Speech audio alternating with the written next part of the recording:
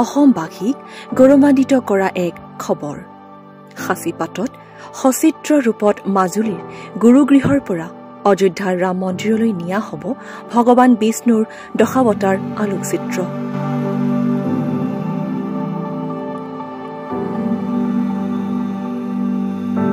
অযোধ্যাৰ ৰাম মন্দিৰত স্থায়ীকৈ প্ৰদৰ্শনৰ বাবে সম্পূৰ্ণ প্ৰাকৃতিকভাৱে হেঙুল হাইতালৰ ৰং বুলাই সাঁচিপাতত সচিত্ৰ ৰূপত ভগৱান বিষ্ণুৰ 10টি অৱতাৰ বহু পৰিশ্ৰমৰ মাজেৰে ইতিমধ্যে সম্পূৰ্ণ সাজু কৰি তুলিছে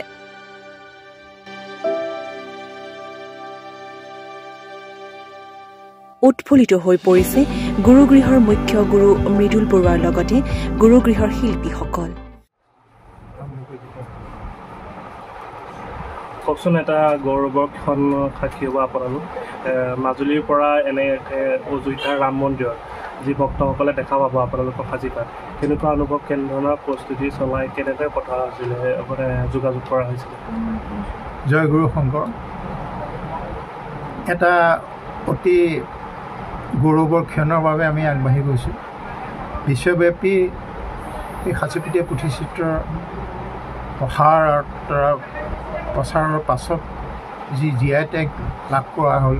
আমি তাৰ বাবে আমিয়ে দৰখাস্ত কৰিছিলোঁ GI টেগৰ বাবে আৰু ইতিমধ্যে লাভ কৰিছোঁ ইয়াৰ পাছত পৰ্যায়ক্ৰমে আমাৰ ওচৰলৈ বিভিন্ন পৰ্যটক তথা ৰাইজ আমাৰ পৃথিৱী বিশ্বব্যাপী আমাৰ ইয়াৰ প্ৰচাৰ হোৱাৰ পিছত আহিবলৈ লৈছে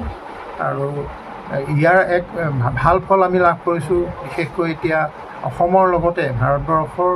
বিভিন্ন জেগাত ইয়াত প্ৰদৰ্শনৰ পাছত ঐতিহ্যমণ্ডিত ৰাম মন্দিৰত য'ত হাজাৰ হাজাৰ পৰ্যটক ভক্তৰ সমাগম ঘটে তালৈ আমাৰ এই সাঁচিপাতীয়া পুথি গুৰুজনাৰ অপূৰ্ব সৃষ্টি বিষ্ণুৰ দশাৱতাৰক তালৈ আমন্ত্ৰণ জনাইছে